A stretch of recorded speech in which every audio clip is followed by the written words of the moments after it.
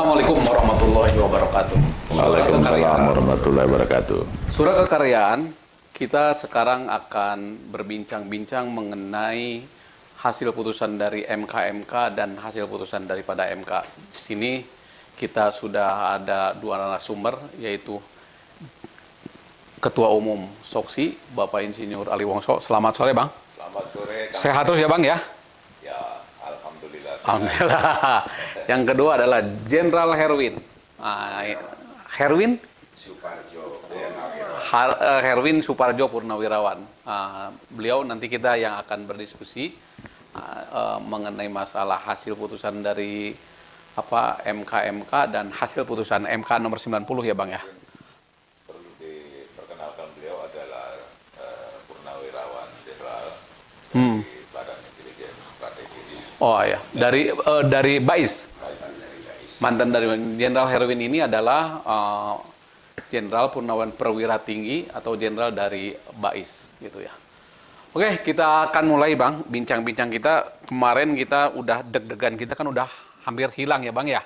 Udah ya, sekarang udah, kalau puasa udah lebaran ini. Jadi udah picunya udah meletus. Apa yang diinginkan itu deg-degan itu ini mengenai keputusan MK itu, di mana amar putusannya itu yang paling penting aja. Sebenarnya semuanya putusan itu kan memberikan sanksi kepada semua hakim MK yang 9 itu. Ya, karena diantaranya kenapa diberikan sanksi itu, yaitu sanksi karena membocorkan berita-berita, dan itu sanksinya sanksi ringan. Nah, sedangkan yang sanksi berat itu hanya ditujukan kepada Ketua MK, yaitu Anwar Usman, di mana dia dipecat dari jabatannya sebagai Ketua Mahkamah Konstitusi. Banyaklah alasan-alasannya. Nah, saya ingin tanggapannya nih dari Bang Ali mengenai masalah putusan yang kemarin itu. Gimana, Bang, menurut Abang putusan MK itu? Ya, jadi putusan MK itu tentu kita hargai. Ya. Tanpa mengurangi penghargaan kepada putusan MK ini, tentu juga perlu ada sebenarnya kejelasan, ya, atau keterangan yang lebih jelas tentang apa yang dimaksud dengan konflik interest yang terjadi sampai menimbulkan pelanggaran berat. Nah, timbul pertanyaan, di mana letak konflik interestnya? Karena Mas Gibran itu tidak pernah memberikan kuasa kepada semua pemohon yang ada di dalam gugatan atau judicial review itu. Mungkin ada yang menyinggung namanya, tetapi kan dia tidak tahu menahu. Jadi tidak ada relasi antara Mas Gibran yang dikatakan konflik interest dengan Ketua MK. Kalaulah hubungan antara ponakan dan paman, gitu, itu saya kira tidak cukup memenuhi untuk mengatakan itu konflik interest. Ya kan? Ya, bahwa apa yang diadili, apa yang dibahas, norma-norma di dalam undang-undang pemilu itu kan tidak menyangkut seseorang, tidak menyangkut sekelompok, itu menyangkut semua warga negara. Putusan itu mengikat seluruh rakyat. Kalau dikatakan usia di bawah 40 tahun, mungkin yang usia di bawah 40 tahun ada 100 sekian puluh juta. Gitu kan. Gibran itu hanya salah satu. Nah, kalau dikatakan misalnya dalam amar putusannya menyangkut sedang atau pernah menjadi kepala daerah, bupati, wali kota, begitu, itu menyangkut mungkin ya ratusan orang, kalau tidak ribuan orang. Jadi saya belum melihat dengan clear konflik interest itu. Tapi ya kita tetap hargai itu. Ya. Jadi artinya bahwa namun harus dicatat itu. Jadi artinya bahwa putusan ini kurang objektif atau bagaimana? Saya pertanyakan lah konflik interestnya itu. sampai menimbulkan pelanggaran berat. Iya, iya, iya. Nah, jadi ya memang palu dipegang oleh hakim, gitu kan. Kita hanya bisa memberikan pendapat, gitu. Iya. Dan saya juga perlu sampaikan ya tentang putusan MK itu sendiri. Gitu. Jadi saya melihat begini ya, suatu undang-undang selain dia harus juridis dalam arti konsisten terhadap undang-undang di atasnya, yaitu Undang-Undang Dasar 45, dia harus adil dan harus bermanfaat bagi rakyat bangsa negara. Ajas manfaat. Iya. Nah, baru undang-undang itu dapat kita sebut aplikabel, gitu kan? Ya. Nah, timbul gugatan. Gugatan itu sebenarnya menggugat sesuatu ketidakadilan menurut si penggugat. Gitu kan? Tidak adil. Kalau usia 39 tak boleh, usia 37, 38, 36 nggak boleh, gitu kan. Nah, dia menuntut itu kan boleh dong. Ya. Dan kalau menurut saya ya, pasal 28D ayat 3 Undang-Undang Dasar 45 itu mengatur tentang keadilan apa yang digugat itu, bahwa setiap warga negara memiliki hak yang sama dalam pemerintahan, artinya berkesempatan duduk di dalam pemerintahan tanpa disebut pemerintahan tingkat mana, seluruh pemerintahan. Tapi itu Bang, bukan itu saja. Keputusan kemarin itu juga menyangkut ada ceramah daripada hakim konstitusi itu waktu di universitas kalau nggak salah di Solo itu, dia memberitahu menyampaikan bahwa perlunya pemimpin-pemimpin yang muda itu. Gimana tuh Bang? Jadi begini ya, Salah satu permohonannya. ya saya melihat dengan positive thinking aja. Ya. Kalau kita sebagai bangsa sekarang ini, hari ini, Ya. kalau saya ditanya, sebutkan satu yang paling penting, paling strategis, paling berat persoalan bangsa kita sehari ini untuk menuju masa depan. Ya. Banyak persoalan, ya namanya juga kehidupan kan selalu ada soal ya. Iya, iya, iya. Tapi persoalan yang paling berat bagi kita adalah bagaimana memberantas korupsi ke depan, sekaligus penegakan supremasi hukum yang berkeadilan ke depan. Ini sebenarnya sudah diagendakan sejak 98 dalam reformasi. Tapi 25 tahun sudah. Hasilnya kan ya seperti kata Pak Mahfud itulah. Ya. Lihat kiri, lihat kanan, lihat muka, lihat belakang, ya begitu. Nah, jadi inilah saya kira menjadi salah satu atau satu fokus tantangan kita yang amat berat. Dan kita sebagai bangsa berpikir untuk menjawab tantangan ini, selain dibutuhkan sistem building, hukum yang kuat, berkeadilan dalam rangka pemberantasan korupsi, Ya. diperlukan kepemimpinan bangsa Ya, ya. yang kuat dan efektif untuk itu. Ada satu adagium, saya kutip dari Pak Muhtar Lubis, budayawan terkenal ya, Sastrawan. sastrawan terkenal. Ya. Tidak mungkin sapu kotor membersihkan lantai yang kotor. Ya. Artinya apa? Diperlukan sapu yang bersih. Nah, pemimpin kita di dalam konteks bagaimana supaya berhasil kita memberantas korupsi dan penegakan hukum, penegakan supremasi hukum ke depan, perlu bersih. Perlu bersih. Oke, Bang. Ya, Simpan dulu, Bang. Oke. Jadi saya mau katakan kaitan ke muda tadi. Mereka yang muda di bawah usia 40 itu, menurut saya secara umum relatif bersih karena belum terkontaminasi. Dan di antara mereka itu, saya kira kalau diuji ke pasal 169 Undang-Undang Pemilu, Huruf Q. ya, udah mulai dari huruf A Ya. sampai T, ada 20 syarat itu. Ya. Ya, ada aja yang memenuhi syarat, cuman kena di usia itu, ya kan? Dia bisa penuhi syarat A sampai P, Q nggak bisa, R bisa, S, T, bisa. Nah, jadi inilah yang digugat. Nah, jadi kenapa kita tidak perluas basis rekrutmen kepemimpinan bangsa tanpa mempersoalkan usia, gitu? Jadi usia itu nanti terseleksi sendiri dari huruf A sampai T kecuali Q, gitu kan? Nah ini menurut saya. Dan kalau menurut saya ya tapi ini sudah terjadi putusan MK itu. Sebenarnya opsi lain putusan MK itu membatalkan huruf Q itu. Karena itu bertentangan dengan pasal 28D ayat 3 Undang-Undang Dasar 45.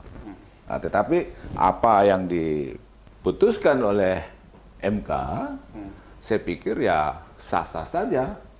Karena di dalam undang-undang tentang MK yang dirubah tahun 2020 itu, ada pasal 57 ayat 2 itu sudah dihapus. Nah, penghapusan ini bisa diartikan ada kewenangan MK membuat frasa baru atau mengubah frasa. Ya. Kalau itu pengertiannya ya silakan. Gitu. Dan itu memberikan suatu kombinasi antara ya tidak ada masalah usia sepanjang mempunyai pengalaman atau kapasitas sebagai leadershipnya itu setingkat dengan ya kepala daerah tingkat 2 lah gitu sampai ya. Tingkat 2. Kira-kira gitu maksudnya kombinasinya kan. Dan dipilih secara pemilu. Nah, dari sisi apakah itu aplikabel? Saya kira aplikabel karena itu sudah memperluas basis rekrutmen kepemimpinan bangsa yang bermanfaat dalam rangka menjawab tantangan kepemimpinan bangsa tadi yang perlu bersih untuk pemberantasan korupsi ke depan. Gimana Pak Jenderal menanggapi mengenai ini yang diterangkan oleh Bang Ali? Terus apakah ada pendapat lain Pak Jenderal mengenai masalah ini? Betul, saya setuju tadi yang dari Bang. Cuma masalah tadi dasarnya batas usia itu apa ya? Apakah dengan usia sekian itu akan menyangkut kecerdasan atau kedewasaan, kan intelektual apa kedewasaan atau pengalaman kan gitu. Karena banyak yang usia udah tua juga tidak punya pengalaman, kecerdasannya belum tentu juga kan gitu. Ada yang masih muda dia tiap hari membuka handphone, sudah keliling wawasan dan sebagainya. Kalau pemimpin itu kan yang penting kalau menurut saya ya dari aspek individunya ya. Kan ada ajas-ajas kepemimpinan. Ini kan mau cari pemimpin nih kan, ya wakil presiden. Kan ada ajas itu yang mungkin takwa, ing arso sung tulodo, ing madyo mangun karso, tuturi handaya, ini abek marawarta, legawa, geminasiti, prasaja. Ada unsur-unsur itu kan sudah bisa jadi pemimpin. Dan pemimpin juga saya lihat yang penting tuh 3. Dia harus seorang konseptor. Konseptor ini bahkan berangkat mungkin dari melihat geografi, geopolitik, geostrategi, lingkungan strategis, dia mengetahui wawasan kebangsaan dan sebagainya, sehingga dia punya konsep membangun bangsa ini dengan cara apa ya, seperti dulu GBHN, Repelita, Nawace itu kan satu konsep ya. Yang sekarang ada lagi konsep yang akan datang itu salah satu calon presiden itu kan transformasi strategi transformasi bangsa, itu kan konsep. Kalau dia punya konsep itu, yang kedua kan negosiator ya. Karena kita tidak hidup di dalam internasional saja, ada regional, ada internasional ya kan gitu. Ada 17 suku, 1027 bahasa, kultur, budaya, ekologi, sejarah, ini kan ada sesuatu yang dia seorang negosiator ya. Karena yang akan kita hadapi ini dunia kan gitu. Dan yang saya tahu yang tidak bisa dilawan di dunia ini 3 orang kaya, penguasa sama orang gila kan gitu ya kan. Nah, Korea Utara itu masih muda tapi dia punya keberanian, dia gila dengan situasinya, dia kemana-mana bawa nuklir kan gitu, dia bisa melawan si penguasa dan si orang kaya kan gitu. Nah kita ini jadi orang gila belum bisa, jadi orang kaya juga nyatanya dolar Amerika, yuan juga masih Tiongkok, Cina. Mau jadi penguasa kita kemampuan alat pertahanan alutsista kita untuk invasi juga tidak ada, untuk bertahan juga. Jadi kita belum bisa. Berarti harus seorang negosiator. Ada nggak unsur-unsur ini itu aja dulu. Yang ketiga, dia eksekutor, ya kan gitu.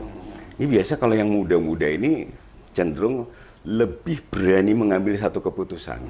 Dia masih idealis. Kalau saya tahu ada satu kedewasaan. Orang kalau baru lahir tuh dewasa alamiah, ya itu nggak ada yang ngajarin alami. Nah kalau sudah taman kanak-kanak SD itu namanya dewasa fisik, yang kan ya sifatnya ngintipan, nyolongan, ngintipan dalam arti ingin tahu ini apa, makanya banyak cerewet dan sebagainya. Kemudian di usia-usia SMP, SMA sampai kuliah 3 itu namanya dewasa akademis, ya. Dia lebih mengedepankan perasaan daripada rasio. Dia lebih melihat daripada yang dibaca daripada yang terjadi sesungguhnya, kan gitu. Masih mengedepankan yang sekarang demo-demo bom bunuh diri dan sebagainya itu kan orang-orang dewasa akademik, kan gitu. Masih mengedepankan perasaan daripada rasio. Baru masuk ke dewasa aktual, yaitu udah tingkat 4 kalau dalam kuliah, dalam usia segitu. Ini kalau seperti Gibran itu saya lihat sudah masuk ke dewasa aktual. Sudah tahu untung rugi, benar dan salah. Baru masuk ke dewasa faktual. Terakhir ada dewasa namanya fanalahi. Saya rasa kalau sudah masuk ke dewasa aktual, ya kan gitu. Bukan dewasa akademik. Kalau dewasa itu kan kata buku, kata hoak itu yang dipraktikkan gitu. Saya rasa itu. Nah ini ukuran tadi itu apakah dari situ itu mungkin tidak bisa umur, kan gitu. Tapi begini Pak Jenderal, Ya. sebenarnya kalau saya amati itu para pengamat nih, kalau saya nonton di TV atau baca-baca di media sosial atau di media-media online, hampir tidak ada yang menyatakan tidak setuju dengan masalah umur itu. Ya. Apa yang dikatakan oleh Pak Jenderal itu benar. Ya. Nggak ada yang mengatakan tidak setuju, semua itu. Ya. Tapi masalahnya ini caranya saja. Satu cara hukumnya, kedua cara penetapannya. Ya, oke. Satu cara hukumnya harusnya kan mengenai umur itu harusnya kan apa yang disebut dengan ajas legal polisi itu. Karena ada ukurannya. Kenapa dulu pembuat undang-undang itu menetapkan 40 tahun? Gitu. Dasarnya apa? Dasarnya nggak tahu apa, itu membuat Ya, undang-undang betul. gitu. Ya, betul. Kedua caranya itu, gitu. Gimana tuh menurut pendapat Pak Jenderal Ya, mengenai makanya, masalah ini? ya makanya tadi ini sesuatu yang Semuanya apa yang dikatakan tuh betul. betul. Itu. Apakah ini memang betul-betul real untuk kepentingan sejak bangsa umum ya? Betul. Apakah ada sentimen-sentimen politik dan sebagainya kan? Ya, gitu. ya.